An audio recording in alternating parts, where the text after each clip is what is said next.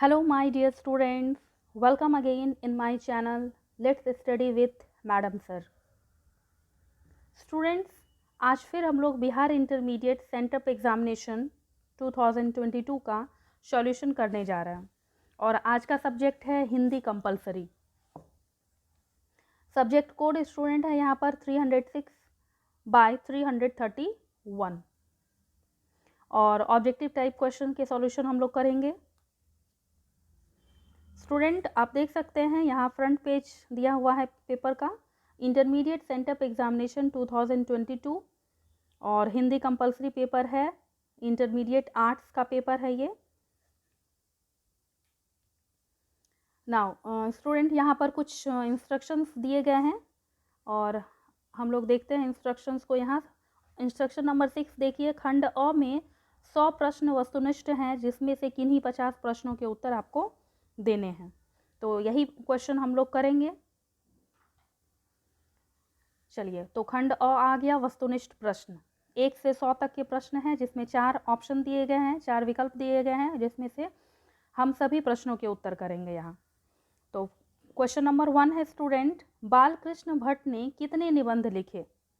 तो सारे क्वेश्चन अभी 50 क्वेश्चन टेक्स्ट बुक के हैं और 50 क्वेश्चन ग्रामर से दिया गया है, व्याकरण से। तो पहला क्वेश्चन है, बालकृष्ण भट्ट ने कितने निबंध लिखे? तो इसका करेक्ट आंसर है 1000 के आसपास।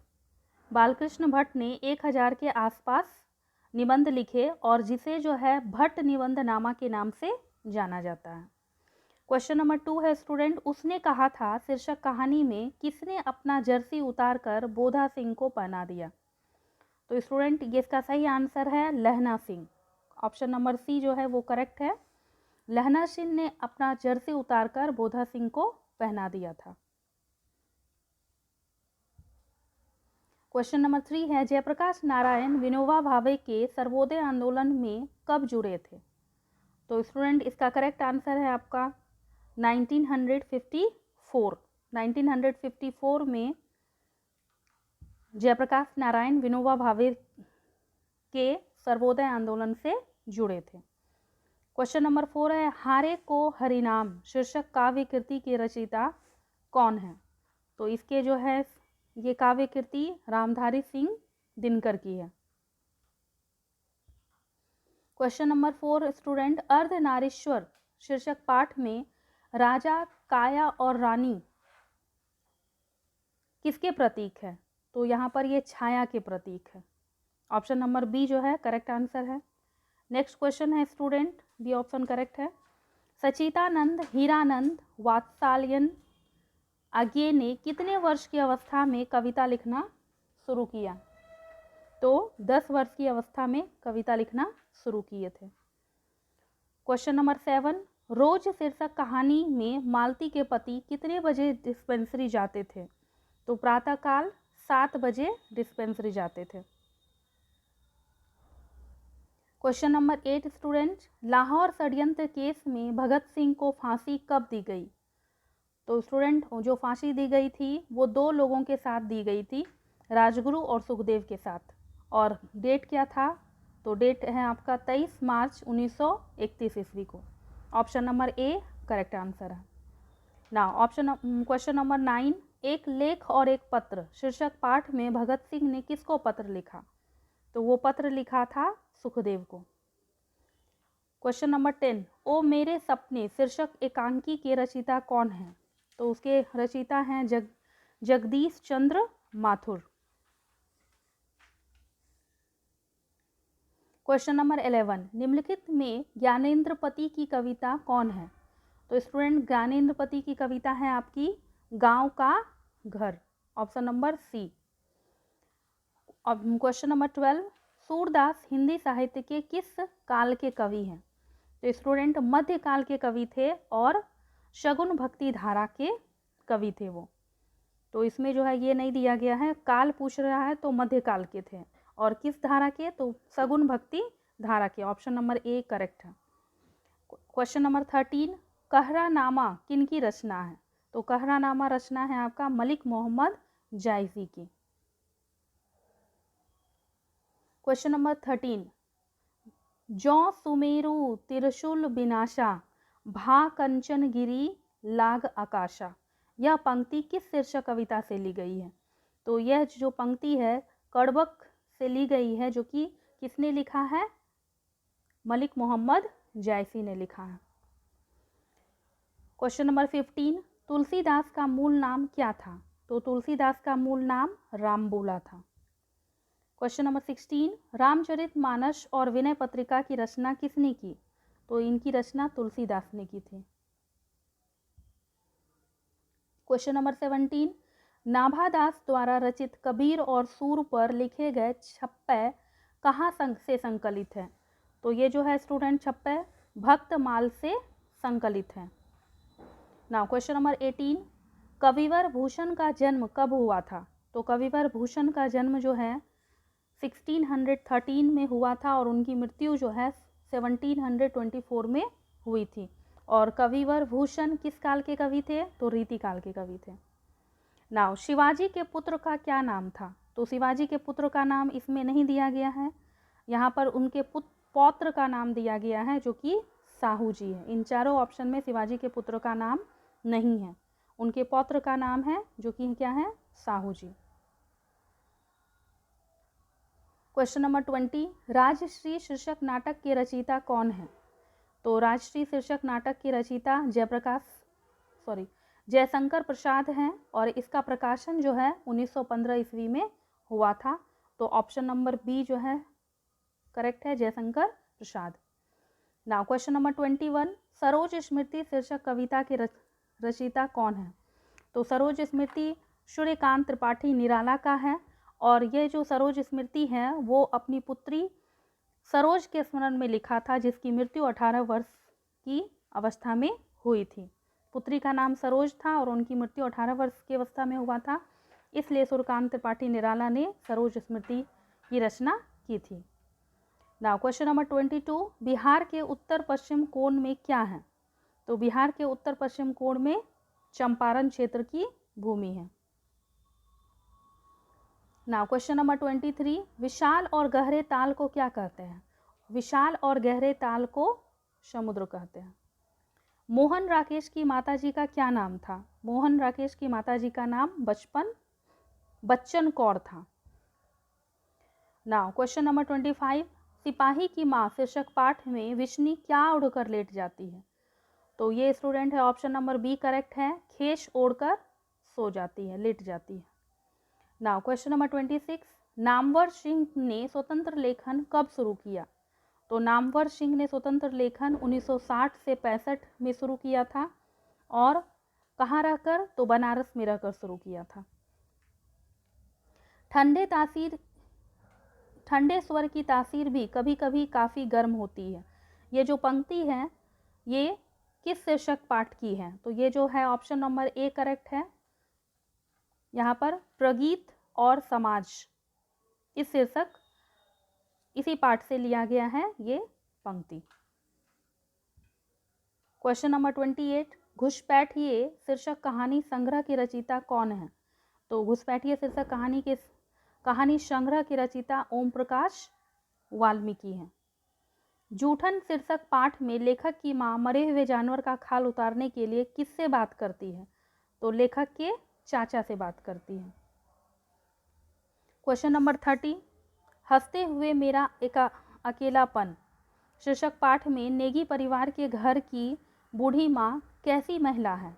तो हंसते हुए मेरा एक अकेलापन शीर्षक पाठ में नेगी परिवार के घर की बूढ़ी माँ जो होती है वो जीवट की कामकाजी महिला है।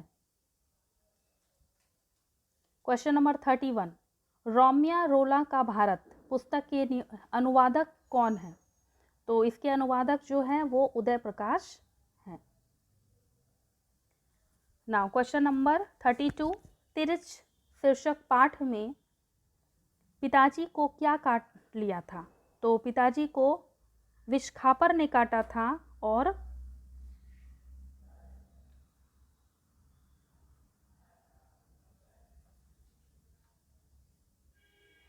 जिसको कि क्या कहते हैं, जहरीला लिजार्ड भी कहा जाता है। नाउ क्वेश्चन नंबर 33, जे कृष्णमूर्ति किशोरावस्था में किसके संपर्क में आए? तो जे कृष्णमूर्ति किशोरावस्था में CW लीडबेटर के संपर्क में आए।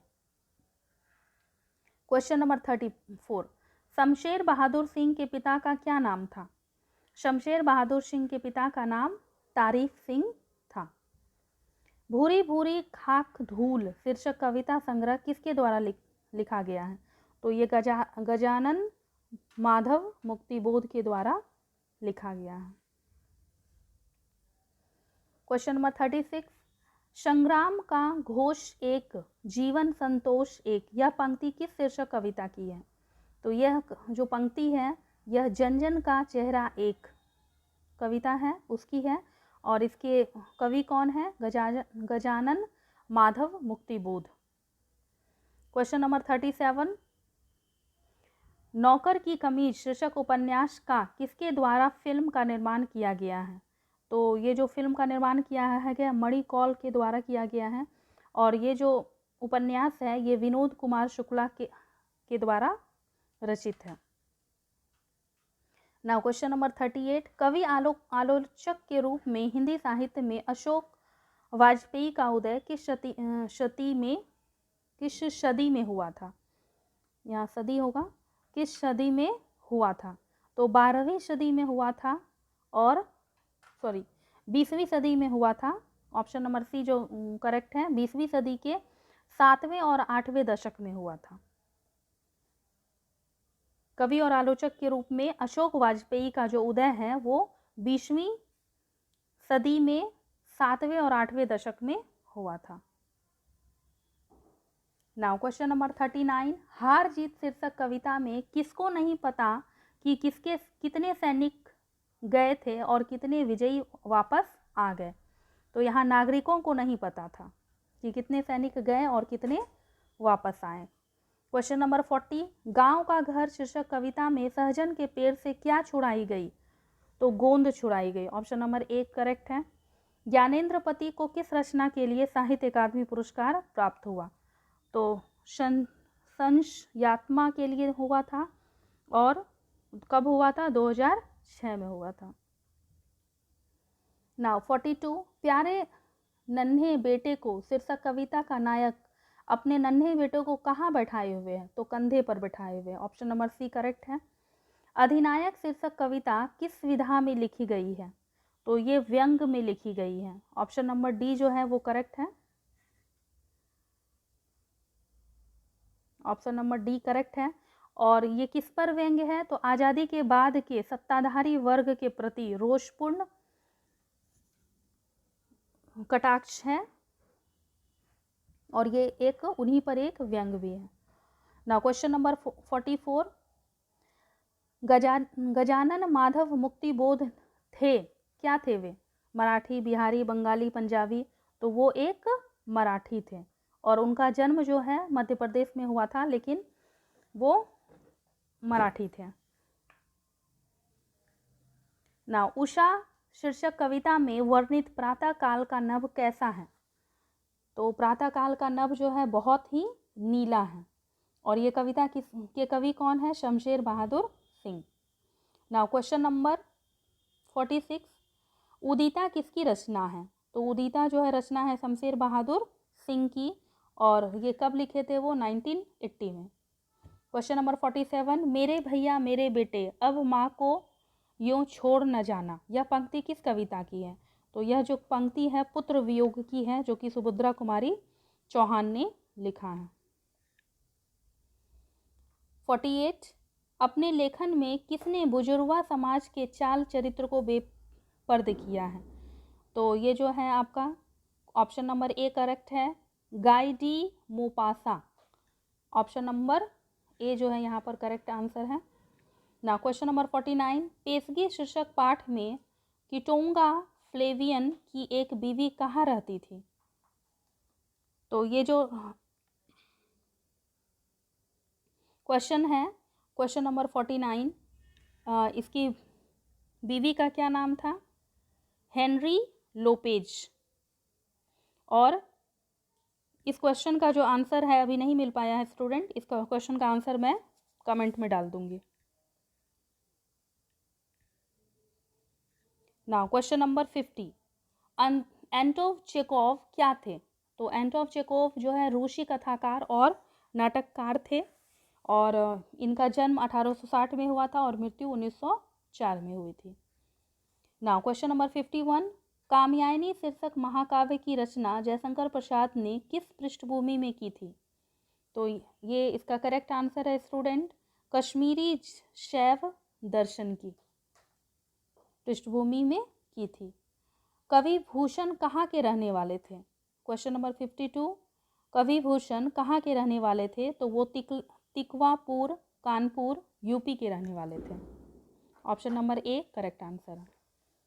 नाउ 53, तिरिच शीर्षक कहानी में धतूरे के बीजों को काढ़ा किसे पिलाया गया? तो तिरिच शीर्षक कहानी में धतूरे के बीजों का काढ़ा पिताजी को पिलाया गया। ऑप्शन नंबर बी जो है करेक्ट है। क्वेश्चन नंबर 54, ओ सदा नीरा शीर्षक पाठ में गांधी जी द्वारा स्थापित मधुबन में आश्रम विद्यालय को किसने चलाया? तो ये जो है आपका ऑप्शन नंबर करेक्ट सी है, नरहरि दास और उसकी पत्नी ने मधुबन में जो आश्रम विद्यालय था उसे चलाया था। नाउ क्वेश्चन नंबर 55, अज्ञे जी ने किन भाषाओं में लेखन कार्य किए थे? तो अज्ञे जी ने 2 भाषाओं में किए थे, अंग्रेजी और हिंदी। नाउ 56, अब व्याकरण से क्वेश्चन आ रहा है स्टूडेंट, त का उच्चारण स्थान क्या है? तो त का उच्चारण स्थान जो है वो दंत है। नाउ आपके जो है ये लिखे हुए हैं क्वेश्चन नंबर 57, तालव्य श, मूर्धन्य श, दंत श, ह कौन व्यंजन है? तो ये जो होते हैं स्टूडेंट ये आपके उष्ण व्यंजन होते हैं। नाउ 58, 2 वर्णों के मेल से होने वाले विकार को क्या कहते हैं? तो 2 वर्णों के मेल से होने वाले विकार को संधि कहते हैं। तो ऑप्शन नंबर सी करेक्ट है। नाउ क्वेश्चन नंबर 59, निस्तार का संधि विच्छेद क्या होगा? तो निस्तार शब्द का संधि विच्छेद निह जोर तार होगा। ऑप्शन नंबर डी करेक्ट है। नाउ मात्रा की दृष्टि से स्वर के कितने भेद होते हैं? तो स्टूडेंट मात्रा की दृष्टि से स्वर के 3 भेद होते हैं, हर्ष स्वर, दीर्घ स्वर और प्लुत स्वर। नाउ क्वेश्चन नंबर 61, निम्न में शुद्ध शब्द कौन है? तो यहाँ पर तीनों शब्द अशुद्ध है स्टूडेंट, 3 शब्द दिए गए हैं जो कि अशुद्ध है, पहला, दूसरा और सी नंबर ए बी सी जो है अशुद्ध है। सम्मान शब्द यहाँ सही लिखा हुआ है, सम्मान। तो ऑप्शन नंबर डी जो है करेक्ट आंसर है। नाउ उत्तर दिशा कौन संज्ञा है? तो उत्तर दिशा जो है व्यक्तिवाचक संज्ञा है क्योंकि ये कोई खास दिशा के बारे में बता रहा है। नाउ 63, तेल शब्द कौन सा लिंग है? तो तेल शब्द जो है पुल्लिंग है क्योंकि हिंदी के जितने भी द्रव्यवाचक संज्ञा होते हैं वो पुल्लिंग होते हैं। नाउ क्वेश्चन नंबर 64, मयूर शब्द क्या है? तो मयूर शब्द जो है एक संस्कृत का शब्द है जो कि तत्सम होगा। नाउ 65, प्रत्यय शब्दों में कहाँ जोड़ा जाता है? तो हम जानते हैं स्टूडेंट प्रत्यय जो है शब्दों में अंत में जोड़ा जाता है और उपसर्ग को पहले जोड़ा जाता है। तो इसका करेक्ट आंसर यहाँ पर क्या होगा? अंत में। नाउ 66, परिचय शब्द में उपसर्ग क्या है? तो परिचय शब्द में उपसर्ग क्या है आपका? परि। क्वेश्चन नंबर 67, कर्तव्य शब्द में प्रत्यय क्या है? तो कर्तव्य शब्द में प्रत्यय जो है आपका तव्य है। इसमें जो है मूल शब्द क्या है? क्री और तव्य दोनों मिलकर क्या हो जाता है? कर्तव्य। तो बी नंबर ऑप्शन करेक्ट है। नाउ क्वेश्चन नंबर 68, अवश्य का विशेषण क्या होगा? तो अवश्य का विशेषण जो है आवश्यक होगा। Option number C correct answer है। नाउ क्वेश्चन नंबर 69, वीर वाला शब्द कौन सा समास है? तो वीर वाला शब्द जो है आपका कर्मधारय समास है और इसका समास विग्रह क्या होगा? वीर है जो बाला। नाउ क्वेश्चन नंबर 70, घर से होकर जाऊंगा किस पदबंध का उदाहरण है? तो घर से होकर जाऊंगा जो है क्रिया विशेषण पदबंध का उदाहरण है। हमने खाना नहीं खाया वाक्य कौन सा है? तो ये सरल वाक्य है स्टूडेंट। क्वेश्चन नंबर 72, निम्नलिखित में से शुद्ध वाक्य कौन है? तो डी नंबर जो है ऑप्शन ये करेक्ट है। शुद्ध वाक्य, मैं अपनी बात का स्पष्टीकरण करने के लिए तैयार हूँ। डी नंबर ऑप्शन करेक्ट है। 73, कमल शब्द का पर्यायवाची क्या है? तो कमल का पर्यायवाची स्टूडेंट सरोज होता है। ऑप्शन नंबर डी करेक्ट है। नाउ 74, आदान शब्द का विलोम क्या होगा? तो आदान शब्द का विलोम आप सभी जानते होंगे प्रदान होता है। 75, जो देखने में प्रिय लगता है के लिए एक शब्द क्या होगा? प्रियदर्शी। 76, अंगारों पर पैर रखना मुहावरे का अर्थ क्या है? जानबूझकर हानिकारक कार्य करना। तो सी नंबर ऑप्शन करेक्ट है। 77, काल के कितने भेद होते हैं? तो काल के 3 भेद होते हैं, वर्तमान काल, भूतकाल और भविष्यत काल। नाउ 78, कोशिश शब्द क्या है? तो कोशिश शब्द जो है स्त्रीलिंग है, क्योंकि सकारांत संज्ञाएं स्त्रीलिंग होती है, जैसे मालिश, बारिश, तलाश और कोशिश। जिससे किसी विशेष वस्तु, भाव, जीव के नाम का बोध हो उस विकारी शब्द को क्या कहते हैं? तो उस विकारी शब्द को संज्ञा कहते हैं। और कौन सी संज्ञा? व्यक्तिवाचक संज्ञा, क्योंकि यहाँ विशेष लिखा हुआ है इसलिए व्यक्तिवाचक संज्ञा होगा। नाउ क्वेश्चन नंबर 80, निम्नलिखित में से शुद्ध शब्द कौन सा है? तो शुद्ध शब्द जो है आपका मुंह है। ऑप्शन नंबर सी करेक्ट है। नाउ 81, शंकर शब्द का संधि विच्छेद क्या होगा? तो शंकर शब्द का संधि विच्छेद जो है स्टूडेंट शम जोड़ कर होगा। नाउ क्वेश्चन नंबर 82, इयों का उच्चारण स्थान क्या है? तो इसका उच्चारण स्थान स्टूडेंट तालु है, जो कि च, छ, ज, झ और इयों ये सब जो है तालु से ही होता है। नाउ 83, सर्दी शब्द कौन संज्ञा है? तो सर्दी शब्द जो है भाववाचक संज्ञा है। नाउ क्वेश्चन नंबर 84, जीव शब्द क्या है? तो जीव शब्द जो है आपका तद्भव है और इसका तत्सम क्या होगा? जीवा। नाउ क्वेश्चन नंबर 85, देव शब्द का स्त्रीलिंग क्या होगा? तो देव शब्द का स्त्रीलिंग जो है आपका होगा देवी। ऑप्शन नंबर डी करेक्ट है। नाउ 86, उसने कुछ नहीं खाया किस सर्वनाम का उदाहरण है? तो उसने कुछ नहीं खाया यहाँ पर अनिश्चित वाचक सर्वनाम का प्रयोग हुआ है, जो कि है कुछ। तो ऑप्शन नंबर ए करेक्ट है स्टूडेंट। 87, वह आता है किस काल का उदाहरण है? तो वह आता है आपका वर्तमान काल का उदाहरण है, क्योंकि यहाँ लास्ट में है लगा हुआ है। पंचवटी शब्द कौन समास है? तो पंचवटी स्टूडेंट द्विगु है यहाँ पर, क्योंकि पंच 5 संख्यावाचक है, संख्या बोधक यहाँ पर है, इसलिए द्विगु समास है। नाउ 89, जिन क्रियाओं का व्यापार और फल कर्ता पर हो वे क्या कहलाती हैं? तो वे अकर्मक क्रिया कहलाती हैं। ऑप्शन नंबर डी जो है करेक्ट है। नाउ क्वेश्चन नंबर 90, माँ ने बच्चे को सुलाया किस कारक का उदाहरण है? तो यहाँ माँ के द्वारा काम किया गया किसके लिए? बच्चे के लिए। कर्म, काम का फल किस पर पड़ा? बच्चे पर, तो ये कर्म कारक का उदाहरण है।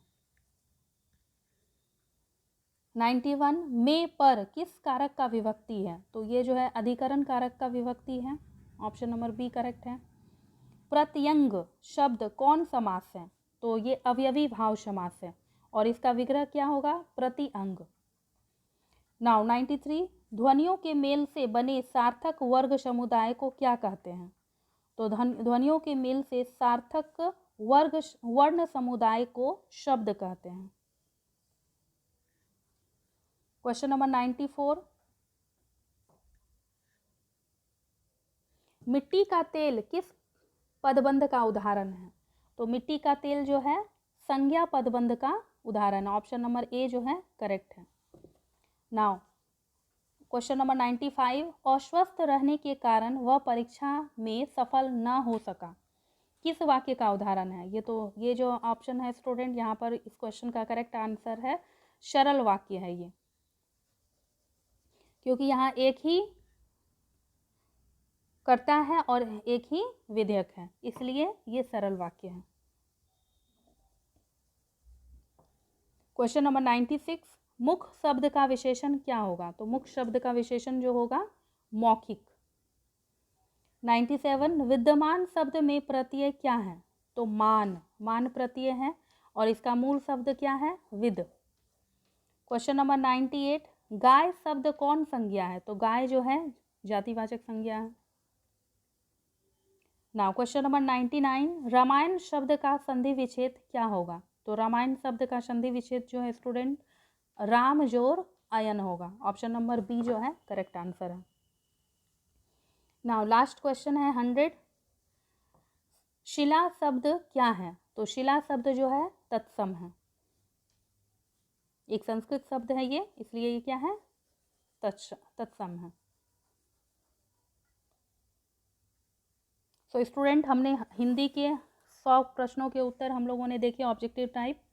एक क्वेश्चन का जो है आंसर नहीं मिल पाया है, उसे मैं कमेंट में डाल दूंगी। So thanks for watching the video student. अगर वीडियो अच्छा लगा होगा तो आप वीडियो को लाइक कीजिए, शेयर कीजिए और कमेंट भी कीजिए।